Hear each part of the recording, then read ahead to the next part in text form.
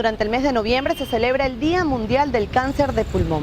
Y aunque normalmente solemos asociar esta enfermedad con pacientes fumadores, que si bien tienen 20 veces más probabilidades de padecerlo, nadie está exento. Por eso, a continuación, en Sediter al Aire, vamos a hablar del cáncer de pulmón. Además, sus factores de riesgo y una de las cosas más importantes, las campañas y políticas nacionales de prevención o de sensibilización del tabaquismo.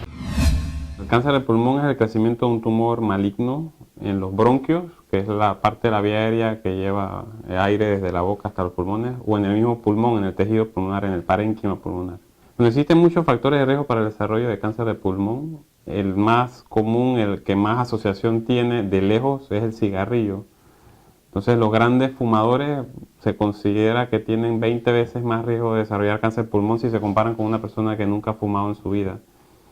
Y por eso la mayoría de las estrategias para bajar la incidencia de cáncer de pulmón van orientadas a este grupo de pacientes, a los pacientes que fuman, y queremos nosotros dejar o hacer un impacto en la evolución de la enfermedad. Pues hacemos mucho énfasis en las clínicas de cesación de tabaco, que pues son clínicas multidisciplinarias donde distintos médicos evalúan a un paciente con el objetivo de abordar distintas áreas del mismo y así tener una mayor probabilidad de éxito en el hecho de que puedan dejar de fumar. El tabaquismo pasivo, se sabe que hay una asociación en el desarrollo de cáncer de pulmón, pero no es una asociación tan clara y evidente como el tabaquismo activo. ¿Okay? Obviamente se cae su peso, recomendarle a todos los pacientes que están expuestos a alguien que fuma a que lo eviten y pedirle a la persona que no fume cerca de ellos.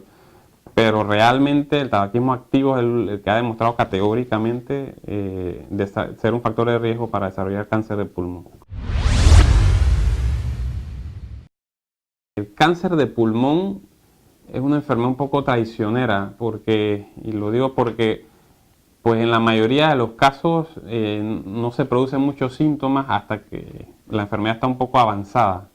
Cuando la enfermedad está avanzada aparecen los síntomas, y los síntomas generalmente son tres. Puede haber otros síntomas, pero generalmente todos los pacientes tienen tres síntomas, que son tos, la tos generalmente seca. Se puede presentar también con algo de secreciones teñidas de sangre o esputo hemoptoico, o toser sangre franca, que eso se llama hemoptisis. Pues, además de la tos, está la pérdida de peso involuntaria.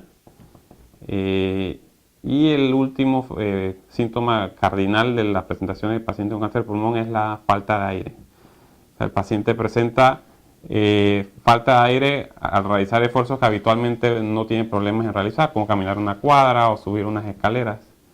Esos pacientes, pues eso se llama disnea de esfuerzo y es uno de los síntomas que más comunes del paciente con cáncer de pulmón. Hay varios más, pero el 70-80% de todos los pacientes traen estos tres síntomas, ¿no? ¿Qué se recomienda para un diagnóstico temprano o qué debe tener en cuenta el paciente de en qué momento acudir a un neumólogo por esto?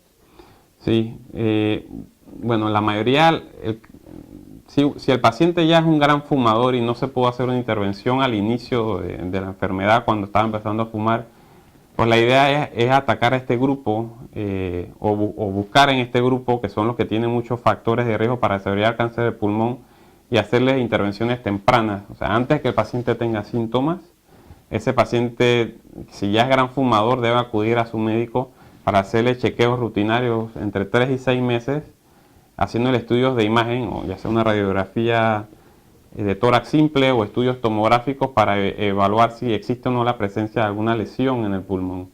Porque si logramos hacer el diagnóstico temprano, acuérdense que al principio no hay síntomas, podemos hacer una intervención que es potencialmente curativa, en contraste cuando se hace en etapas más avanzadas donde no necesariamente eso es una posibilidad. Bueno, una vez al paciente se le hace el abordaje clínico por sospecha de cáncer de pulmón y se observa la lesión en el pulmón por algún estudio de imagen, ya sea radiografía de tórax o tomografía de tórax,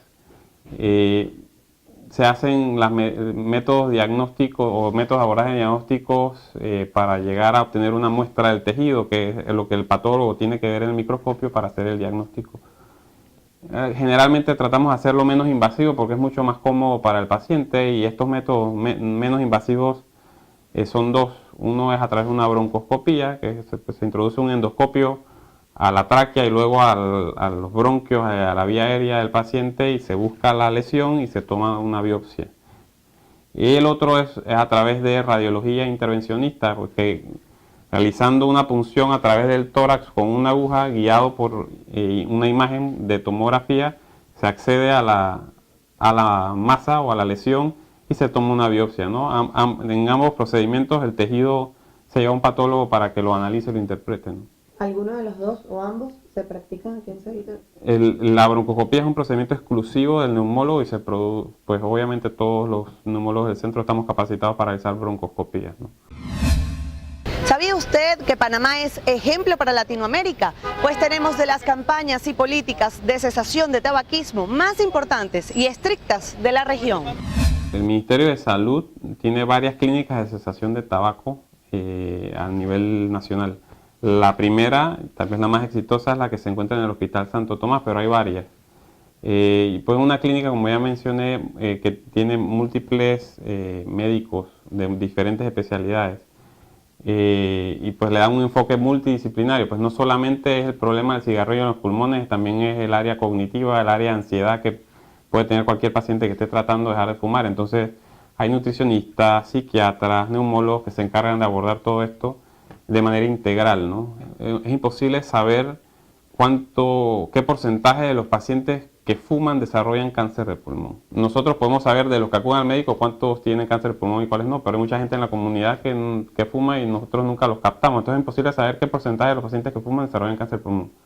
Lo que sí sabemos es que aquel paciente que nosotros consideramos gran fumador, o sea, aquella persona que ha fumado por 10 años o más, y que fuma un paquete diario o más durante este periodo de tiempo, tiene 20 veces más probabilidades de desarrollar cáncer de pulmón que si se compara con una persona que no ha desarrollado cáncer de pulmón. Y esa probabilidad de desarrollar cáncer de pulmón empieza a bajar cuando la persona deja de fumar. Y puede bajar a 10, 15 años luego de haber dejado de fumar hasta 2 veces en comparación a una persona que nunca ha desarrollado, que nunca ha fumado. Nosotros hemos podido analizar nuestra conducta en los últimos 50, 60 años. Hace 40, 50 añer el cáncer de pulmón que más que más se observaba es un tipo de célula que se llama cáncer escamoso, cáncer pulmonar escamoso. Ese es el que se asocia a tabaquismo, y eso se observa en un número bastante elevado de pacientes. O sea, antes las personas fumaban porque no se sabía que se producía cáncer de pulmón hace 50 años. Ya cuando se empezó a dar cuenta la sociedad que producía cáncer de pulmón, dejaron de fumar o el tabaquismo, o la tasa de incidencia de tabaquismo bajó y hubo un cambio en la epidemiología del cáncer de pulmón. Entonces ahora ya no se observa, la causa número 1 del cáncer de pulmón no es el escamoso, que es el que más se asocia a tabaquismo, es el adenocarcinoma, que puede presentarse en personas que han fumado y en personas que no. Así que ya lo sabe, si usted es un gran fumador, es decir, que ha fumado durante más de un periodo de 10 años o más de un paquete al día de cigarrillos, es momento de que haga su chequeo de rutina cada 3 o 6 meses, sin contar con que es hora ya de que tome conciencia, busque ayuda. Existen distintos planes y programas en hospitales públicos de toda la ciudad para dejar de fumar. Y también contáctenos en Cediter, Centro de Diagnóstico y Tratamiento de Enfermedades Respiratorias.